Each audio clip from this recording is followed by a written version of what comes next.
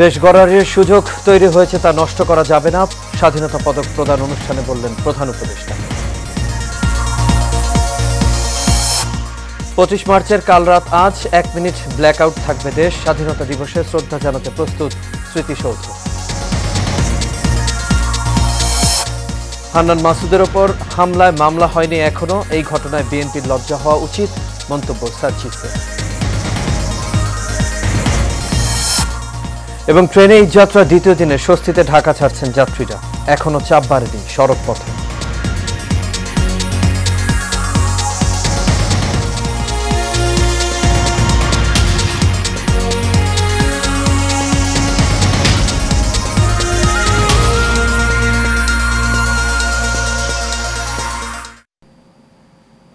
সবাইকে স্বাগত এশিয়ান নিউজে। দর্শক, পুরো সংবাদ জুড়ে আপনাদের সঙ্গে আছি আমি আনোয়ার রাজ। এতক্ষণ শুনছিল বিআরবি কেবল ইন্ডাস্ট্রিজ লিমিটেড সংবাদ শিরোনাম, এবার চলে যাচ্ছি পুরো খবরে।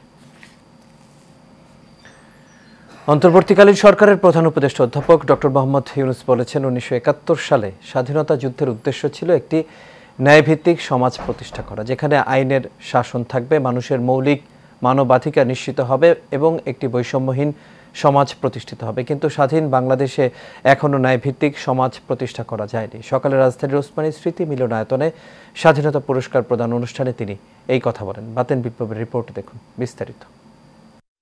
স্বাধীনতা পদক পেলেন তাদের সবার জন্য আমরা দাঁড়িয়ে একবার হাততালি দিই সবার। অধ্যাপক জামাল নজরুল ইসলাম, কবি আল মাহমুদ, বেসরকারি উন্নয়ন সংস্থা ব্র্যাকের প্রতিষ্ঠাতা স্যার ফজলে হাসান আবেদ, লেখক ও বুদ্ধিজীবী বদরুদ্দিন উমর, বাংলার সঙ্গীত ও আর্টের 2 উজ্জ্বল নক্ষত্র আজম খান ও নভের আহমেদ, বুয়েট শিক্ষার্থী শহীদ আবরার ফাহাদ, এই 7 জনকে এবার স্বাধীনতা পুরস্কার প্রদান করা হলো। অনুষ্ঠানে প্রধান অতিথির বক্তব্যে ডক্টর ইউনূস বলেন, তাদের রাষ্ট্রীয় সম্মাননা জানাতে পেরে সরকার গর্বিত। জাতির এসব গর্বিত সন্তানদের অনুপ্রেরণা হিসেবে নিয়ে একটি ন্যায়ভিত্তিক সমাজ বিনির্মাণ করতে না পারলে সবই মূল্যহীন। স্বাধীন বাংলাদেশে এখনো ন্যায়ভিত্তিক সমাজ প্রতিষ্ঠা করা যায়নি। দীর্ঘদিন ধরে এই দেশের মানুষকে তাদের ভোটাধিকার থেকে বঞ্চিত করা হয়েছে। দুর্নীতি, লুটপাট ও খুনের রাজত্ব চালিয়ে দেশে একটি ফ্যাসিবাদী সরকার ব্যবস্থা কায়েম করা হয়েছে। অনুষ্ঠানে স্বাধীনতা যুদ্ধে সব বীর শহীদ ও মুক্তিযোদ্ধাদের গভীর শ্রদ্ধার সঙ্গে স্মরণ করেন প্রধান উপদেষ্টা। একই সাথে জুলাই গণ অভ্যুত্থানের শহীদ ও আহতদের শ্রদ্ধার সঙ্গে স্মরণ করেন তিনি। এ সময় তিনি বলেন, তাদের আত্মত্যাগের কারণে একটি নতুন বাংলাদেশ গড়ার স্বপ্ন দেখার সুযোগ হয়েছে। এই সুযোগ কোনো ক্রমেই বৃথা যেতে দেওয়া যাবে না বলেও উল্লেখ করেন তিনি। আজকের দিনে আমি শ্রদ্ধার সঙ্গে স্মরণ করছি জুলাই গণ অভ্যুত্থানের শহীদ ও আহতদের। তাদের আত্মত্যাগের কারণে আমরা একটা নতুন বাংলাদেশ গড়ার স্বপ্ন দেখার সুযোগ পেয়েছি। এই সুযোগ আমরা কোনো ক্রমেই বৃথা হতে দেব না। দেরিতে হলেও তাদের এই স্বীকৃতি ও সম্মান প্রদান করতে পেরে সরকার আনন্দিত উল্লেখ করে প্রধান উপদেষ্টা বলেন, তাদের কাজ যুগ যুগ ধরে প্রজন্ম থেকে প্রজন্মে তরুণদের মধ্যে অনুপ্রেরণা ছড়িয়ে দেবে। অবদানের জন্য এই বছর অন্তর্বর্তী সরকার 6 জন বিশিষ্ট নাগরিক। বাতেন বিপ্লব, এশিয়ান টেলিভিশন, ঢাকা।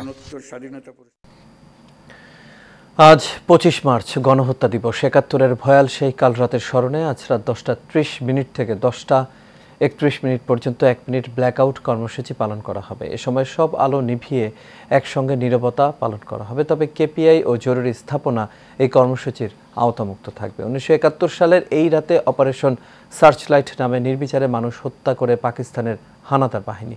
এক রাতেই বাংলাদেশে বিভিন্ন স্থানে লাখো বাঙালিকে হত্যা করা হয়। দিনটি স্মরণে 2017 সালে 25 মার্চকে জাতীয় গণহত্যা দিবস ঘোষণা করে সরকার।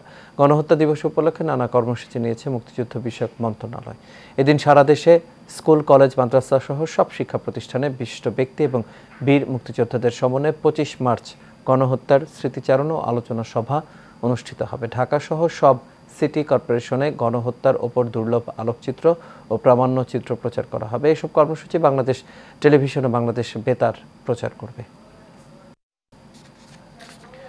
55তম মহান স্বাধীনতা দিবসে জাতির বীর শহীদদের প্রতি শ্রদ্ধা জানাতে প্রস্তুত সাভার জাতীয় স্মৃতিসৌধ। গণপূর্ত বিভাগের তত্ত্বাবধানে স্মৃতিসৌধকে ধুয়ে মুছে পরিপাটি করা হয়েছে। সবুজ চত্বরের মাঝে লাল, নীল, হলুদ সহ বাহারি ফুলের চারা রোপণ করা হয়েছে। এছাড়া সৌধের নিরাপত্তা জোরদারের জন্য সিসিটিভি ক্যামেরা স্থাপন করা হয়েছে। সাভার থেকে শাকিল শেখের ছবিতে জহিরুল ইসলাম খান লিটনের রিপোর্ট, জানাচ্ছেন নূর মোহাম্মদ ভুইয়া। একদিকে চলছে ইটের পথ, শহীদ বেদি আর গণকবরের ধোয়া মোছার কাজ। কেউ সাদা রঙের শুভ্র আভায় সাজিয়ে তুলছে পুরো সৌধ এলাকা। বৃক্ষরাজি প্রাঙ্গণ আর সবুজ ঘাসের গালিচা কেটে ছেটে নান্দনিক করে তোলার কাজও চলছে। মহান স্বাধীনতা দিবসে জাতির বীর সন্তানদের শ্রদ্ধা জানাতে এভাবেই প্রস্তুত করা হচ্ছে জাতীয় স্মৃতিসৌধ। আমরা এখানে রং তুলির কাজ করছি, যেভাবে সুন্দর হয় সেভাবে আমরা সাজিয়ে রং তুলির কাজ করছি। আমরা স্মৃতিসৌধের কাজ করতেছি, রং তুলির কাজ করতে আমাদের খুব ভালো লাগে। আমরা এই যে যত টপ আছে টপে রং তুলির কাজ করতেছি, ভালো লাগতেছে করে। এখানে সকল রাজনৈতিক ব্যক্তিবৃন্দ আসবে। ফুলের বাগানে ফুলের গাছ লাগানো, ধোয়া মোছার কাজ, টপ সাজানো, সবগুলো প্রস্তুতি আমাদের প্রায় শেষের দিকে। গণপূর্ত বিভাগ জানিয়েছে জাতীয় স্মৃতিসৌধ এলাকায় সিসিটিভি ক্যামেরার আওতায় আনা হয়েছে। ২৬শে মার্চ ভোরে রাষ্ট্রপতি ও প্রধান উপদেষ্টা শ্রদ্ধা নিবেদনের পর মূল ফটক খুলে দেওয়া হবে সাধারণ জনগণের জন্য। গণপূর্ত অধিদপ্তরের পক্ষ থেকে পুরো স্মৃতিসৌধ কমপ্লেক্সকে ধুয়ে মুছে পরিষ্কার পরিপাটি করা, ফুল দিয়ে সাজানো, রং তুলির কাজ, সিসি ক্যামেরা স্থাপন, লেক সংসার সহ সকল ধরনের কার্যক্রম সম্পন্ন করেছি। স্বাধীনতা দিবসে নিরাপত্তা জোরদারের পাশাপাশি গোয়েন্দা নজরদারি বাড়ানো হয়েছে বলে জানিয়েছেন ঢাকা জেলা পুলিশ। ২৬শে মার্চের ভোর ৫টা থেকে সকাল ৭:৩০ পর্যন্ত আমরা এই জাতীয় যে আমাদের দিবসটি আসতেছে, আমরা সাভার স্মৃতিসৌধ এলাকা একদম আমিনবাজার থেকে গণস্বাস্থ্য বন্ধ পুরোটা আমরা নিরাপত্তা ছাত্র ঢেকে ফেলবো। 12টি সেক্টরে আমাদের এখানে প্রায় ৩৫০০ পুলিশ কাজ করবে, পোশাকে এবং ট্রাফিকে, পিকেটিংয়ে, রুট লাইনিং, রুফটপ। সাভারের জাতীয় স্মৃতিসৌধের ইতিহাস ১৯৭২ সালে শুরু হয়েছিল নবীনগরের ভিত্তিপ্রস্তর স্থাপনের মাধ্যমে। ৮৪ একর জমিতে ১৫০ ফুট উচ্চতার সৌধ মিনার সহ পুরো চত্বরটি ১৯৮৮ সালে সম্পূর্ণ হয়। নূর মোহাম্মদ ভূঁইয়া, এশিয়ান টেলিভিশন। ২৪-এর মতো ৭১-এ দেশের মানুষকে অরক্ষিত রেখে আওয়ামী লীগ নেতারা পালিয়ে গিয়েছিল বলে মন্তব্য করেছেন বিএনপির মহাসচিব মির্জা ফখরুল ইসলাম আলমগীর। দুপুরে মহান স্বাধীনতা দিবসের আলোচনা সভায় এই মন্তব্য করেন তিনি। এ সময় বিএনপির শীর্ষ নেতারা বলেন, সংস্কারের উছিলায় নির্বাচন পেছানোর ষড়যন্ত্র করা হচ্ছে। মোশাররফ তালুকদারের ক্যামেরায় কাউসার আহমেদের রিপোর্ট।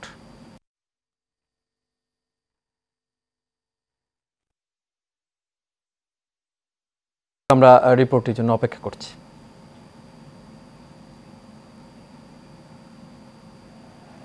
মহান স্বাধীনতা ও জাতীয় দিবস উপলক্ষে বিএনপির আলোচনা সভা, যেখানে বেশিরভাগ বক্তার মুখেই উঠে এসেছে স্বাধীন দেশে আওয়ামী লীগের দুঃশাসন, নির্যাতন এবং পরাধীনতার গল্প। জনগণের রোষানলে দেশ থেকে পালিয়ে গেলেও এখনও বিভিন্নভাবে ষড়যন্ত্র করে যাচ্ছে বলে জানান বিএনপির শীর্ষ নেতারা। বলেন, সংস্কারের নামে নির্বাচন পেছালে দেশে বিশৃঙ্খলা তৈরি হবে। জাতীয় সংসদের নির্বাচনের ৩ তারিখ ঘোষণা করব, কিন্তু এই নিয়ে আমরা আজকের এই স্বাধীনতা দিবসে আমরা আলোচনা করেছি। সন্দেহ পোষণ করছে জনগণ যে এই নিয়ে ষড়যন্ত্র হচ্ছে। আমরা বলতে চাই যে নানাভাবে উছিলা সৃষ্টি করা হচ্ছে। এখন তারা অনেকেই একটু বেপরোয়া হয়ে গেছে। তাদের কথাবার্তা, ভাবভূমি, আচার আচরণের গণতন্ত্রের প্রতিফলন আমরা দেখতে পাচ্ছি। এ সময় বিএনপি মহাসচিব বলেন, আওয়ামী লীগ কখনো গণতন্ত্রে বিশ্বাস করত না, তাই তাদেরকে কোনো গণতান্ত্রিক সুবিধা দেওয়া হবে না। যে নির্বাচনের কোনো বিকল্প নেই, কারণ নির্বাচনের মধ্য দিয়ে আমাদেরকে গণতন্ত্রে যেতে হবে। সেটাই হচ্ছে গেটওয়ে টু ডেমোক্রেসি। এই ডেমোক্রেসি ছাড়া আমরা মনে করি না যে আর কোনো সিস্টেম আছে যে সিস্টেম জনগণের কল্যাণ করতে পারে। কিন্তু আজকে নতুন করে ষড়যন্ত্র শুরু হয়েছে যেন এই প্রক্রিয়া পিছিয়ে যায়, বিলম্বিত হয়, অন্য কাউকে সাহায্য করা যায়।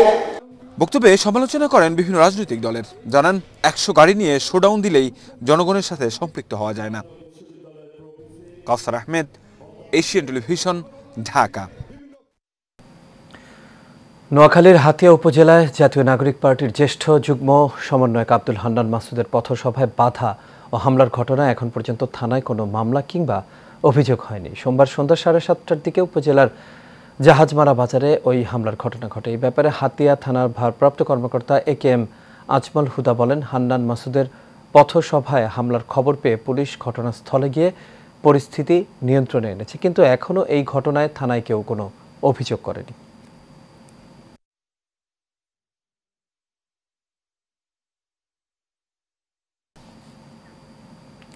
নোয়াখালীর হাতিয়া উপজেলা জাতীয় নাগরিক পার্টির জ্যেষ্ঠ যুগ্ম সমন্বয়ক আব্দুল হান্নান মাসুদের পথসভায় বাধা ও হামলার ঘটনায় বিএনপির লজ্জিত হওয়া উচিত বলে মন্তব্য করেছেন দলটির উত্তরাঞ্চলের মুখ্য সংগঠক সার্জিস আলম। সকালে সামাজিক যোগাযোগ মাধ্যম ফেসবুকে একটি পোস্টে কথা বলেন তিনি। এ সময় তিনি বলেন, বিগত 16 বছরের স্বৈরাচারী আমলে দল হিসেবে বিএনপি সবচেয়ে বেশি অন্যায় এবং জুলুমের শিকার হয়েছে। অতঃপর হান্নান মাসুদের মতো কিছু অকুতোভয় আপোষহীন সাহসী তরুণদের হাত ধরে ছাত্র জনতার ঐক্যবদ্ধ প্রচেষ্টায় বিএনপি সহ বাংলাদেশের রাজনৈতিক দলগুলো সেই স্বৈরাচারী দুঃশাসন থেকে মুক্তি পেয়েছে। এই কৃতজ্ঞতা বোধটুকু বিএনপি সহ অন্যান্য রাজনৈতিক দলের সবসময় থাকা উচিত। এরই মধ্যে শুরু হয়েছে এই যাত্রার শিকড়ের টানে ঘরে ফিরছে মানুষ। নিরাপদ চলাচল নিশ্চিত করতে দেওয়া হয়েছে 3 স্তরের নিরাপত্তা ব্যবস্থা। যাত্রীদের চোখে মুখে স্বস্তির আভা। রাজধানীর কমলাপুর স্টেশন ও মহাখালী বাস টার্মিনাল ঘুরে এসে রিপোর্ট করছেন মেহরাব সুমন, আর ক্যামেরা ছিলেন লতিফ চৌধুরী। নারীর টানে বাড়ি ফেরা। ঈদের লম্বা ছুটিতে রাজধানী ছাড়তে শুরু করেছেন সাধারণ মানুষ। কমলাপুর রেল স্টেশনে যাত্রীদের উপস্থিতি ছিল লক্ষণীয়। ট্রেনগুলোতে যাত্রীদের তিল ধারণের ঠাঁই থাকছে না। তবে উল্টো চিত্র দেখা গেল মহাখালী বাস টার্মিনালে। নেই যাত্রীদের চাপ, টার্মিনাল প্রায় ফাঁকা। ট্রেন যাত্রায় অনলাইনে টিকিট পেতে কিছুটা দেরি হলেও শেষ পর্যন্ত মিলেছে কাঙ্ক্ষিত সেই টিকিট। যাত্রীদের বাড়ি ফেরার আনন্দ ছিল চোখে পড়ার মতো। ঈদের ছুটিতে যাচ্ছি দেশের বাসায়, টিকিট পেতে একটু অসুবিধা হয়েছে, তারপরে আবার পেয়ে গেছি। সেটা যাওয়ার আনন্দে সেটা কিছু মনে হয় নাই, যেতে পারতেছি এটাই অনেক ভালো লাগতেছে। আগের ভাত থেকে এখন অনেক ভালো যে টিকিটের ব্যবস্থাটা, যে সুন্দর মতো বাড়িতে যাইতেছি, এটাই অনেক। জি, আর টিকিট আমরা 10 দিন আগে বুকিং করে ফেলছি। এখন আবার স্ট্যান্ডিং টিকিটও আমাদের ফ্রেন্ড এড হয়েছে, স্ট্যান্ডিং টিকিটও নেওয়া হয়েছে, কোনো ঝামেলা হয়নি। অনলাইনে 10 দিন আগে কাটতে গেলে 1 মিনিটের মধ্যে সব টিকিট শেষ, তো একটু ঝামেলা হয়েছে। এদিকে বাস টার্মিনালগুলো ফাঁকা থাকায় সহজেই টিকিট পাচ্ছেন যাত্রীরা। বাড়তি দাম নেওয়ার কোনো অভিযোগ নেই। কিন্তু এখন কোনো জ্যাম নেই, এবার আইসায় টিকিট পেয়ে গেছি, তাই খুব ভালো লাগতেছে। তাই বাড়িতে খুব মনে হয়, আশা করি ভালোভাবে যাইতে পারবো ইনশাল্লাহ। এতবার আসতে বেশি জ্যাম হবে না। সবার সাথে ঈদ করব। হ্যাঁ, অনেক আনন্দ। বাস অ্যাভেলেবেল ছিল, তো কাউন্টারে যাওয়া মাত্রই টিকিট পেয়ে গেছি। আলহামদুলিল্লাহ কোনো ঝামেলা হচ্ছে না। আশা করছি বাসায় সেফলি পৌঁছাবো। কোনো ঝামেলা হচ্ছে না, আলহামদুলিল্লাহ আমরা ভালোভাবে যাচ্ছি। সরকারের স্বচ্ছতা এবং সঠিক ব্যবস্থাপনার মাধ্যমেই কালোবাজারি রুখতে পেরেছেন বলে মনে করেন স্টেশন ম্যানেজার শাহাদাত হোসেন। বিভিন্ন রকমের অভিযোগের প্রেক্ষিতে বাংলাদেশ রেলওয়ে কর্তৃপক্ষ সিদ্ধান্ত নেন যে এনআইডির মাধ্যমে এবং নিজের মোবাইলে ওটিপির মাধ্যমে টিকিট ক্রয়ের ব্যবস্থা নিলে কালোবাজারি বা যে কোনো সমস্যাগুলো রোধ করা সম্ভব হবে। সেই মোতাবেক আমরা এনআইডির মাধ্যমে, রেজিস্ট্রেশনের মাধ্যমে এবং মোবাইলে ওটিপি পাঠানোর মাধ্যমে টিকিটগুলো নিশ্চিত করা হয়েছে। 24 মার্চ থেকে পাওয়া যাচ্ছে ট্রেনের ফিরতি টিকিট। 25 তারিখের 33,000 টিকিটের বিপরীতে এখন পর্যন্ত বিক্রি হয়েছে 14,277টি ticket. Mehrab Sumon, Asian television, Dhaka. বগুড়ার শিবগঞ্জ উপজেলায় মুদি দোকানে অগ্নিকাণ্ডের ঘটনা ঘটেছে। এতে প্রায় 7 লাখ টাকা ক্ষতি হয়েছে বলে দাবি ভুক্তভোগীর। ভুক্তভোগী হানিফ বলেন, রাতে দোকান বন্ধ করে বাড়িতে আসার পর জানতে পারেন তার দোকানে আগুন লেগেছে। তার অভিযোগ, হাটের ইজারা নিয়ে দ্বন্দ্বে প্রতিপক্ষের লোকজন তার দোকানে আগুন দিয়েছে। এই ঘটনায় সুষ্ঠু তদন্ত করে বিচার দাবি করেন তিনি। বিএনপি জাতীয় নির্বাহী কমিটির সহ সাংগঠনিক সম্পাদক আকন কুদ্দুসুর রহমান বলেছেন, বিএনপির ভারপ্রাপ্ত চেয়ারম্যান তারেক রহমানের নির্দেশনা দলে চাঁদাবাজ ও মাদক কারবারিদের কোনো জায়গা নেই। বিএনপির চেয়ারপারসন বেগম খালেদা জিয়ার রোগ মুক্তি কামনায় বরিশালের গৌরনদী উপজেলার বার্থি ইউনিয়ন বিএনপি অঙ্গ সংগঠনের উদ্যোগে ইফতার মাহফিলে তিনি এই কথা বলেন। এ সময় বিএনপি নেতা আবু বকর কবিরাজ ও ওয়াহাব খানের আয়োজনে এতে আরও উপস্থিত ছিলেন বরিশাল উত্তর বিএনপির সদস্য মনিরুজ্জামান মনির, জেলা উত্তর বিএনপির সদস্য জহিরুল ইসলাম জহির, জেলা যুবদলের যুগ্ম আহ্বায়ক এম এ গফুর সহ আরও অনেকে। চট্টগ্রামে দুরন্ত বাজার সুপার শপের উদ্যোগে এতিম, মাদ্রাসা শিক্ষার্থী, রোজাদার পথচারীদের নিয়ে ইফতার মাহফিল অনুষ্ঠিত হয়েছে। নগরীর হালি শহরস্থ দুরন্ত বাজারের অডিটোরিয়ামে সাংবাদিক আশিক আরেফিনের সঞ্চালনায় ও দুরন্ত বাজার সুপার সুপার শপের জেনারেল ম্যানেজার রফিকুল ইসলামের সভাপতিত্বে প্রধান অতিথি ছিলেন দুরন্ত বাজার সুপার শপের ব্যবস্থাপনা পরিচালক নূর মোহাম্মদ চৌধুরী শাহেদ।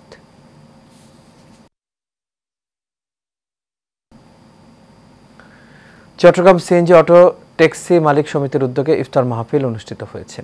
নগরীর আগ্রাবাদ এলাকায় একটি রেস্টুরেন্টে এর আয়োজন করা হয়। সংগঠনের সভাপতি আব্দুল মান্নানের সভাপতিত্বে প্রধান অতিথি ছিলেন মহানগর বিএনপি যুগ্ম আহ্বায়ক ও সাবেক কাউন্সিলর নিয়াজ মোহাম্মদ খান। উপস্থিত ছিলেন উপদেষ্টা ইঞ্জিনিয়ার তাজুল ইসলাম, প্রিন্সিপাল আবু তৈয়ব চৌধুরী সহ অনেকে।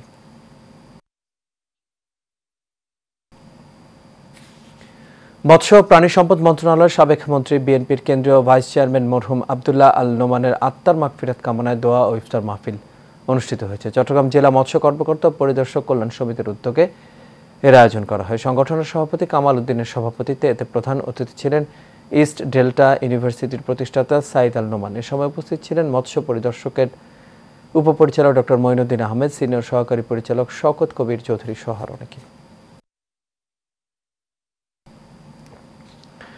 চট্টগ্রাম কর আইনজীবী সমিতির নির্বাচন নিয়ে সমন্বয় ও সম্মিলিত পরিষদ কর্তৃক সামাজিক যোগাযোগ মাধ্যমে অপপ্রচারের প্রতিবাদে সংবাদ সম্মেলন করেছে নির্বাচন কমিশনরা।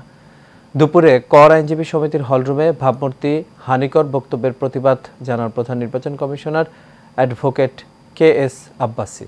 এ সময় সংবাদ সম্মেলনে উপস্থিত ছিলেন সহকারী কমিশনার নির্বাচন কমিশনার মোহাম্মদ নুরুল আমিন ও শেখ এম শাহজাহান ঠাকুর সহ আর অনেকে।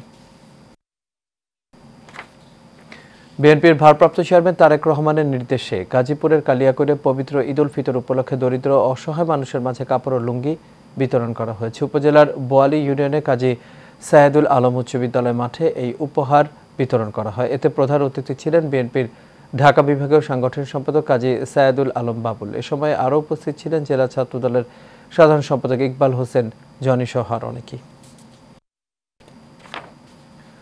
শরীয়তপুরে জাতীয়তাবাদী কৃষক দলের ভেদরগঞ্জ উপজেলা শাখার উদ্যোগে বিএনপি চেয়ারপারসন বেগম খালেদা জিয়ার রোগমুক্তি কামনায় দোয়া ও ইফতার মাহফিল অনুষ্ঠিত হয়েছে। উপজেলা অডিটোরিয়ামে এই দোয়া ও ইফতার মাহফিলের সভাপতিত্ব করেন উপজেলা কৃষক দলের সভাপতি SM আবুল কালাম আজাদ। প্রধান অতিথি ছিলেন উপজেলা বিএনপির আহ্বায়ক হাবিবুর রহমান তালুকদার রতন। বিশেষ অতিথি ছিলেন উপজেলা বিএনপির আহ্বায়ক কমিটির সদস্য আসলাম হোসেন মাঝি।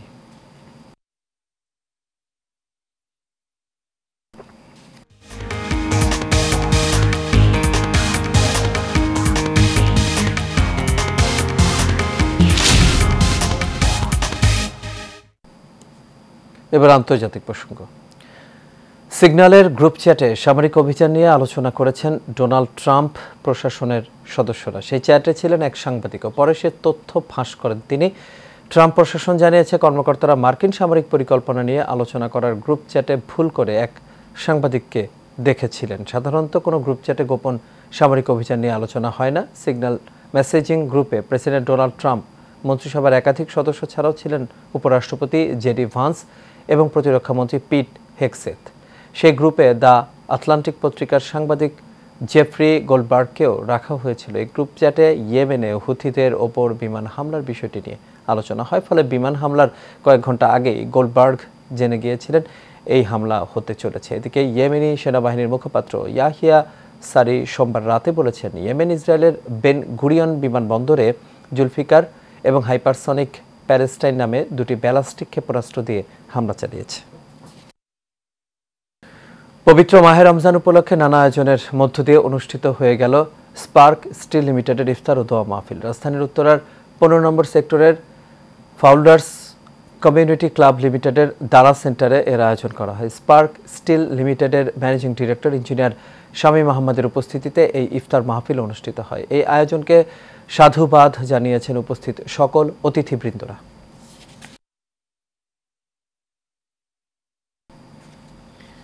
ঈদ ও বিজু উপলক্ষে রাঙামাটির 3 শতাধিক হতদরিদ্র পাহাড়ি পরিবারের মাঝে বিজু ও ঈদ সামগ্রী বিতরণ করেছে সেনাবাহিনী। সকালে প্রতিবন্ধী রাকিবের হাতে অটোরিকশার চাবি তুলে দেন লংগদু সেনা জোনের অধিনায়ক লেফটেন্যান্ট কর্নেল হিমেল মিয়া। এ সময় তিনি বলেন, দেশ ও মানব কল্যাণে শৃঙ্খলার পাশাপাশি মানবিক কাজ করে যাচ্ছে সেনাবাহিনী। ভবিষ্যতেও এই কার্যক্রম অব্যাহত থাকবে। যে কোনো চ্যালেঞ্জ মোকাবেলায় সাধারণ মানুষকে নিয়ে আগামী নির্বাচনে ধানের শীষে ভোট দিয়ে জয়যুক্ত করতে হবে বলে মন্তব্য করেছেন বিএনপির স্থায়ী কমিটির সদস্য ডাক্তার AZM জাহিদ হোসেন। দিনাজপুরের বিরামপুর পৌরসভার প্রস্তমপুর হাই স্কুল মাঠে ইফতার ও দোয়া মাহফিল অনুষ্ঠানে ভার্চুয়ালি যুক্ত হয়ে এই কথা বলেন তিনি। এ সময় জেলা বিএনপির সহসভাপতি আতিকুর রহমান রাজা, পৌর বিএনপির সভাপতি হুমায়ুন কবির, সাধারণ সম্পাদক রেজাউল করিম রেজু সহ অনেকে উপস্থিত ছিলেন।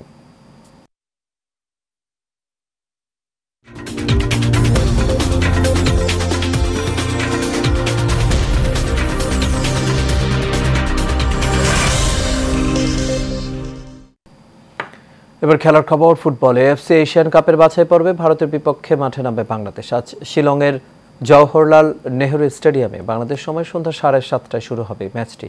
হাই ভোল্টেজ ম্যাচটি ঘিরে দর্শকদের বাড়তি উত্তেজনা রয়েছে। বিশেষ করে ভারতীয় ফুটবলার সুনীল ছেত্রী ও বাংলাদেশ দলের মূল আকর্ষণ শেফিল্ড ইউনাইটেডের মিডফিল্ডার হামজা চৌধুরীর ওপর নজর থাকবে দর্শকদের। গ্রুপ সি এর লড়াইয়ে মাঠে নামার আগে সাংবাদিকদের মুখোমুখি হন দুই দলের কোচ ও অধিনায়ক। পূর্ণ 3 পয়েন্ট নিয়ে মাঠ ছাড়ার লক্ষ্য জামাল ভুইয়ার। আর হ্যাভিয়ার ক্যাপ্টেনার জানান, সুনীল ছেত্রীর ফিরে আসা চ্যালেঞ্জ হলো তা গ্রহণের প্রস্তুত আছে তার দল।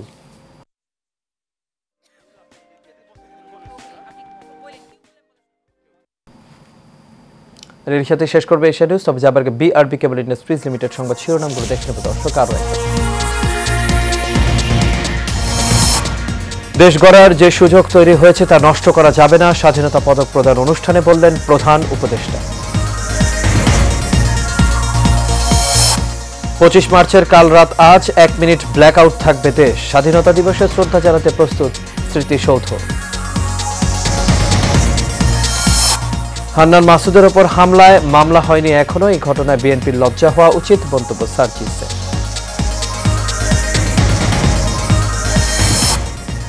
এবং ট্রেনে এই যাত্রার দ্বিতীয় দিনে স্বস্তিতে ঢাকা ছাড়ছেন যাত্রীরা, এখনো চাপ বাড়েনি সড়কপথে।